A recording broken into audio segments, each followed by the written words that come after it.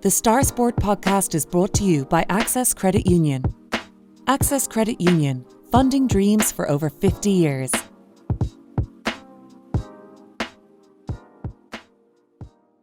Close your eyes and pull like a dog. And a new Irish record for Phil Healy, 22.99.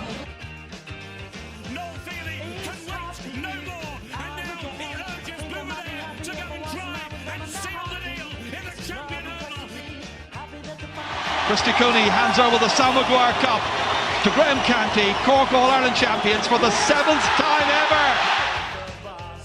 Hello and welcome back to the Star Sport podcast. I'm your host, Dylan Mangan, and I'm joined today by Star Sport reporter Sean Holland. The Star Sport podcast is brought to you in association with our friends at Access Credit Union. Access Credit Union, where your bank really does matter. Choose Credit Union, choose local, choose community. Now this week, former Cork hurling boss John Meyler is joining to preview the All-Ireland final between the Rebels and Clare this weekend. We'll hear from him and why he thinks Cork will just about shade it and why it'll be another high-scoring game in Croker on Sunday. But first, there's another big game for Cork this weekend. The big games are coming fast at this time of the year, and the ladies footballers are themselves hoping to get to an All-Ireland final. They play Galway, Sean, this Saturday in Tullamore at 5 p.m. The winner is set to face Kerry or Armagh, who battle it out in the other semi-final. And it's brilliant for Cork to get to this stage of the All-Ireland, Sean, because they had a difficult start to the season, kind of finished bottom of Division 1 in the Football League, and they've had a great rebound since then. So it's brilliant to see. Yeah, it is, Dylan. Super, because I know coming there towards the bottom in the league and getting relegated to Division 2 wasn't really in their plans at the start. You know, Cork have always had great success in the ladies football ranks all through. So it wasn't the best start to the year for Shane Ronayne and his crew, but to be fair to them, they've knuckled down since.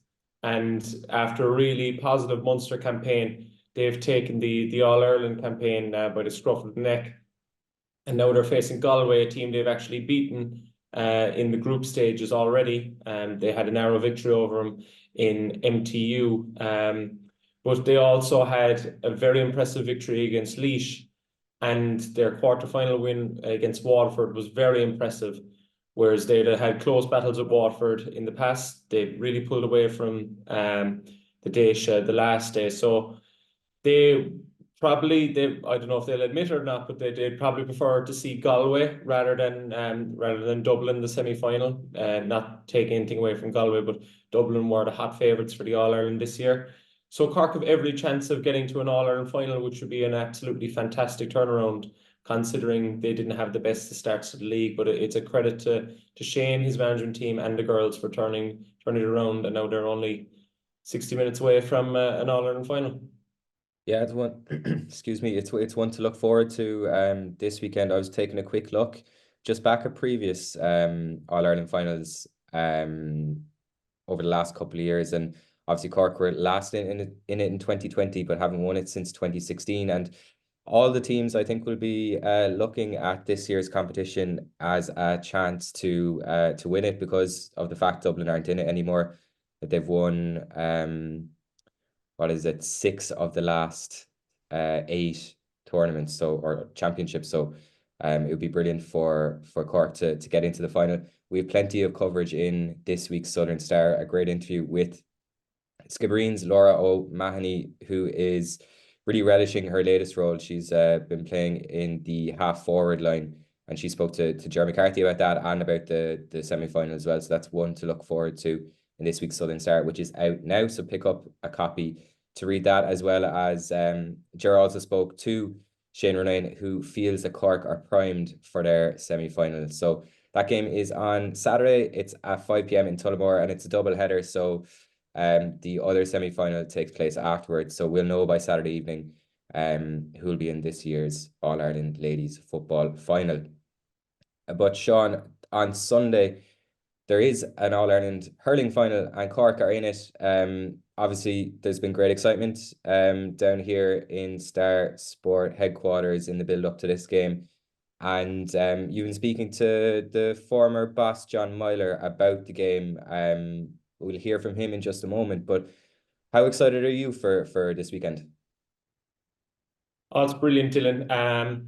Really, when you think of it, it's a very unique thing for us Irish people to have in the middle of the summer. I might have spoken about it in last week's podcast, but there's nothing like an All-Ireland hurling final, and you can see that with the demand for tickets. The amount of people that be asking any tickets going, and everyone knows around the country that's because everyone's been infected by this rebel rising this year and the success of the Cork hurlers. So it should make for a classic on Sunday against Clare. Clare obviously are the last team to beat Cork in this year's championship. Cork have gone on a 5-game winning run since.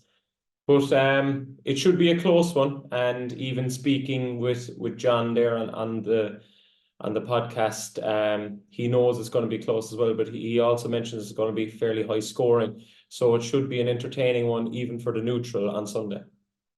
Yeah, it's one we're all looking forward to.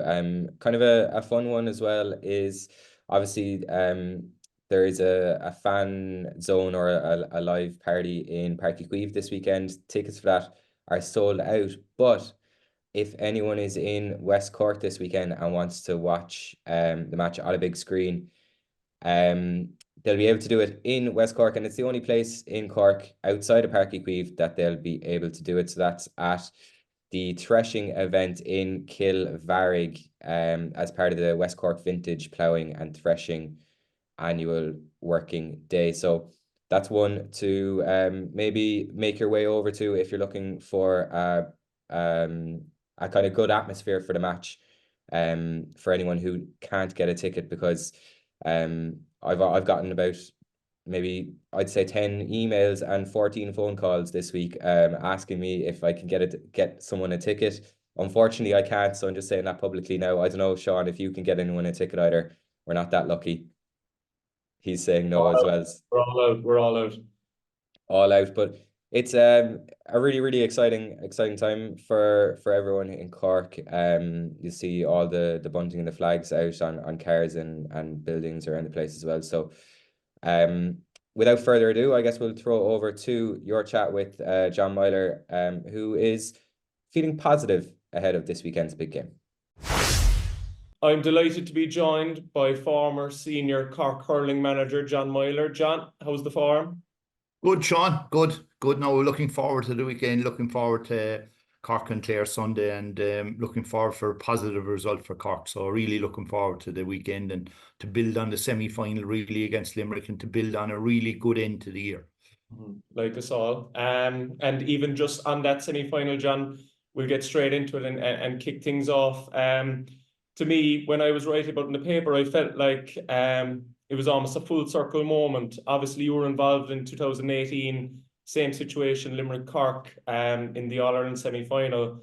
So just even as you now looking back and as a fan now with the team this year, how did you feel coming away from Croke Park after the game against Limerick, just even to get that result and get over the line? I think, look, coming out of Croke Park, it was hugely positive, but I think there were certain times in the game, like the run up to 10 minutes just before half time when Limerick went 2 points up.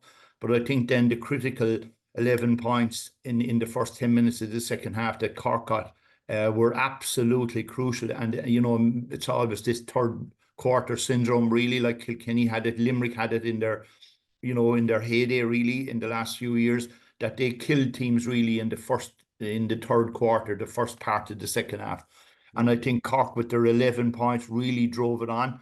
And then they had the belief then really to finish it out. And, you know, coming up with 10 minutes to go, I think there was 5 or 6 points in it, and it was somewhat similar to 2018. But I think the composure those Cork players showed in was really, really good. The character came out. Pam made a great save from Hegarty. The ball went down. Dalton put it over the bar. So, in effect, it was a 4-point score. And, you know, they showed great character to finish that off when Limerick were coming back at them. So, I think it was really positive. really strong character really out of Cork hurlers. And even going into the final now, John, after putting in such a big performance like that, how will Pat Ryan have to build the lads back up, you know, to get ready to go again? You know, job's not finished. There's still a cup to be won. I don't think he has a job to build them back up, because I think if you go back to the Limerick game down in the park here where Cork beat him, I think that was really the start of the building process. And I think that momentum then went into the second Limerick game. Okay, it was always going to be flat against Offaly and against Dublin. You know, in real terms, you just wanted to get over those two games with no injuries, and then get into the semi-final.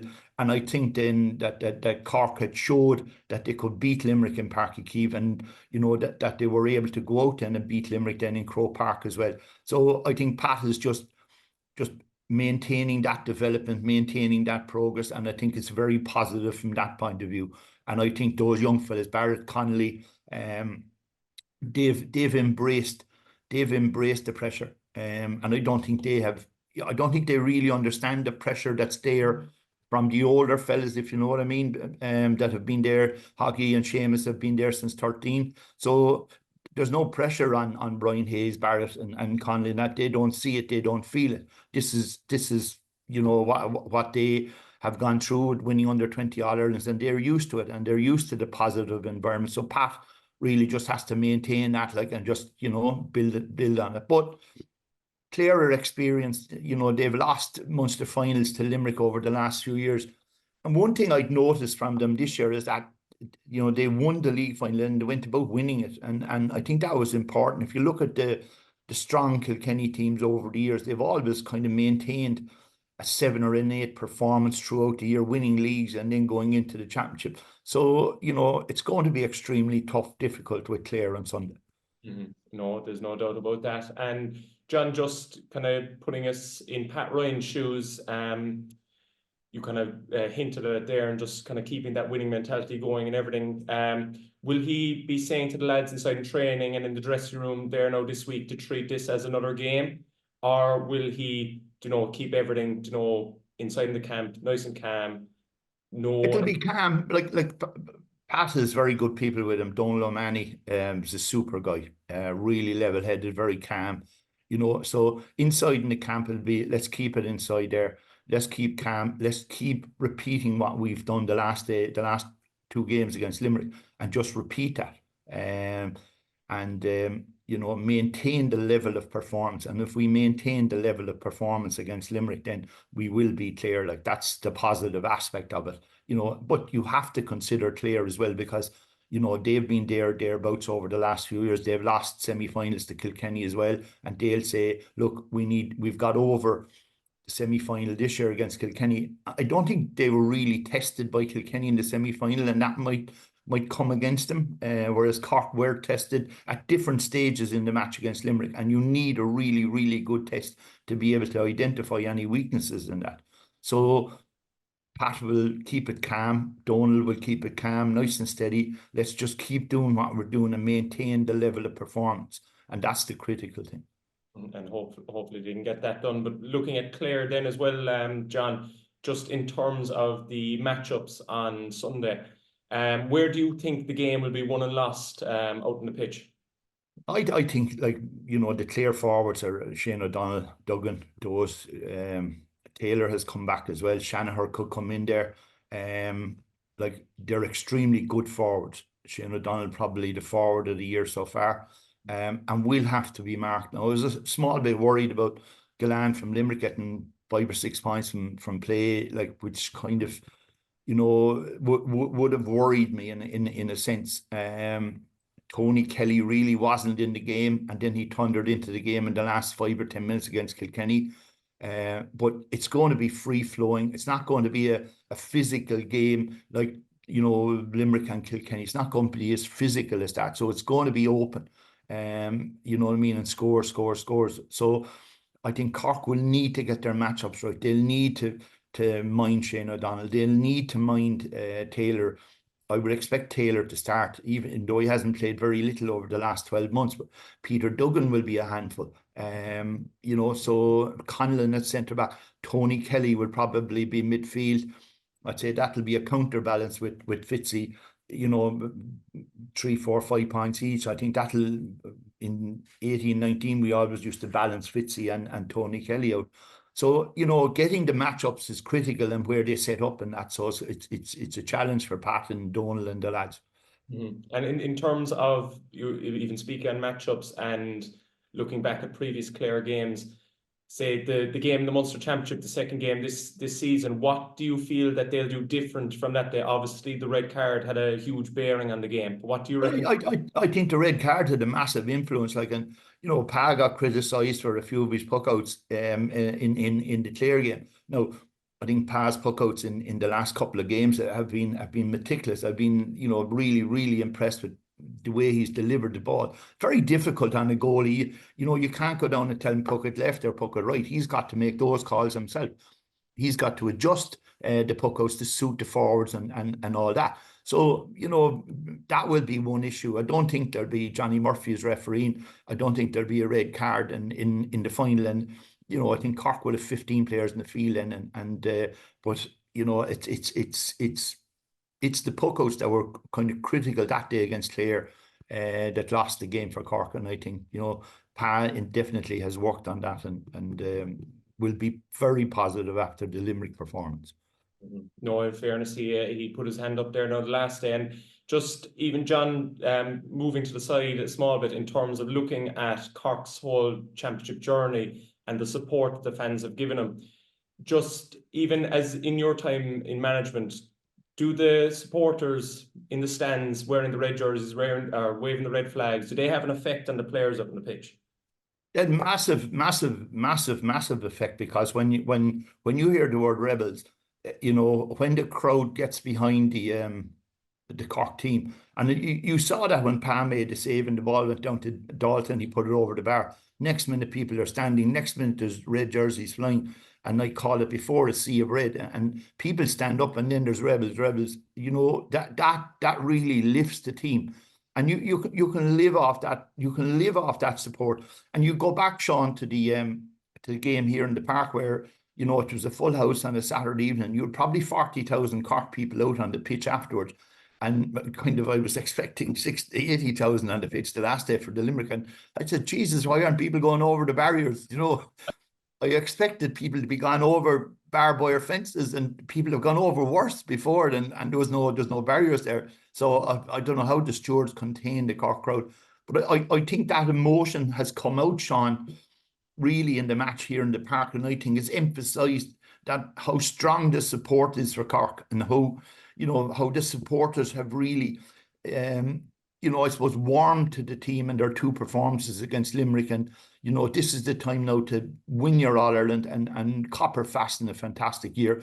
And you have that young talent of Barrett Connolly and Brian Hayes coming on now. There's a stream of young talents, a bit like Limerick in 17-18, like they were starting off the basis of an All-Ireland under-21 in 2017.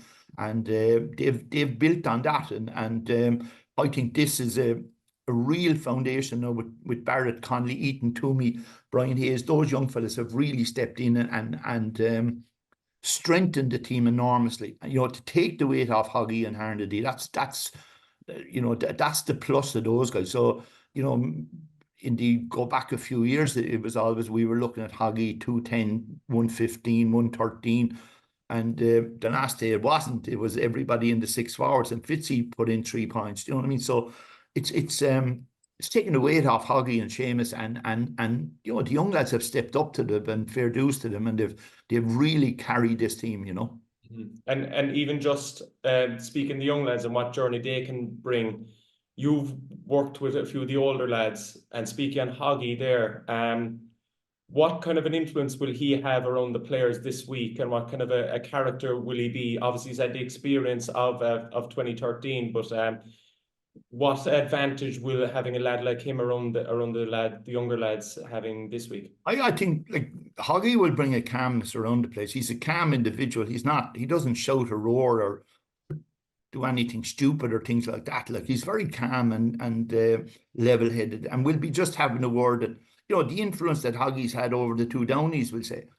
you know, having three Glen Rovers fellas in the middle critical positions. I know Hoggy is corner, but you know, like having one club having a full back, a centre back, and a full forward in real sense is a huge credit to the Glen for what they've done for the two Downies. And you know, Hoggy will have a huge influence on them, and Hoggy's a huge influence on the Connolly, Barrett and Brian Hayes as well. So you know, calm, take your scores, just keep the ball going over the bar nice and steady, and if the opportunity is there, then we'll go for goal. So I think there'll be that calmness. And I said to Nash before in 18-19, I said, look, you know, we're getting older every year, and we're getting a year older. We need to win this All-Ireland now, and the sooner the better. And you know what I mean? Because it'll pass you by. And you know, I think I was listening to Radio 1 the other day, and Lord of Mercy on John O'Mahony, the Mayo manager, Galway manager, died, and he used to say that in the opportunity of a lifetime, you know, you need to realise that opportunity in the lifetime of the opportunity. So the lifetime of the opportunity might be a day, and now it's only 2 days away. So they have 2 days to realise that opportunity, and I think they have to do it on Sunday, and that's really it. And Hoggy will be just, look lads, you know, play the way we played and just keep it nice and calm.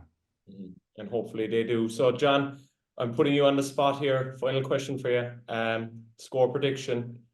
Who look, it's going to be levelish. It's going to be levelish. It's going to be point for point. I think it's going to be a high scoring game. You know, it's a bit the Kevin Keegan theory of management. If you score 4, we'll score 5. I think there's going to be a lot of scores, and it's going to be wide open. Mobile, athletic, skillful. Johnny Murphy has a huge role to play here. I thought Thomas Walsh really was outstanding in the game against Limerick. I thought the way he allowed the game to flow, 1 or 2 hand passes, a bit harsh on Brian Hayes' disallowed goal. And I think it was Keane Lynch off the ground, I'm not sure. So Johnny will have a huge influence on the game, but look, it's 50-50 in Cork's favour. That's what I would say. Very, very tight game. Fingers crossed they do the business anyway. But John, I appreciate you joining us on the podcast this week, and I hope you enjoy the game Sunday. The Star Sport podcast is brought to you by Access Credit Union. Access Credit Union, funding dreams for over 50 years.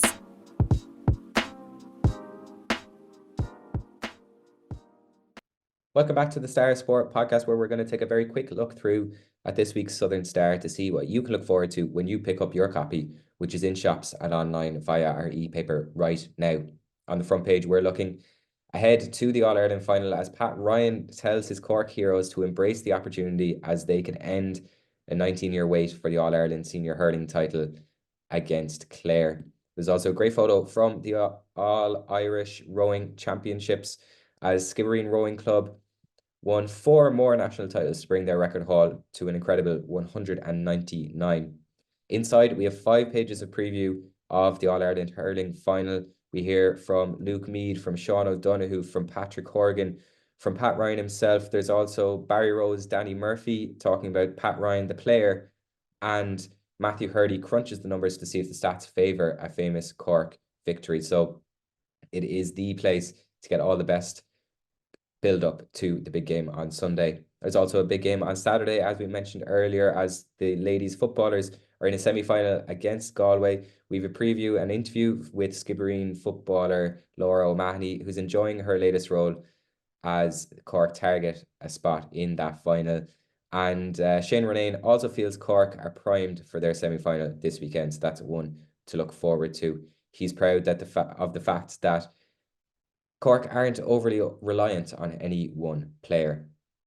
Elsewhere in this week's edition, we have plenty of local GAA. We have West Cork soccer, West Cork bowling, and motorsport as well.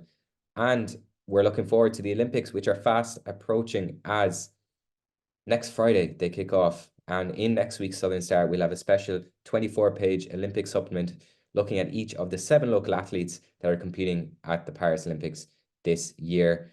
Our coverage this year is brought to you in partnership with Cork County Council, and keep an eye out as well across our social media channels for some special videos that we've been preparing to look forward to the Olympics. So that's one to look forward to next week. So all that will be available in shops across West Cork from Thursday morning. And as always, if you're further afield or can't make it to the shops, you can subscribe to the Southern Star and get it on your laptop, tablet, or phone. Just head to subscribe.southernstar.ie, enter your details, and you'll get an exact replica of the newspaper for less than €2 per week.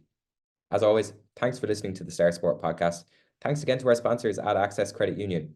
If you've enjoyed this, please remember to rate, review, and subscribe wherever you get your podcasts. And we'll be back again next week. Thanks for listening.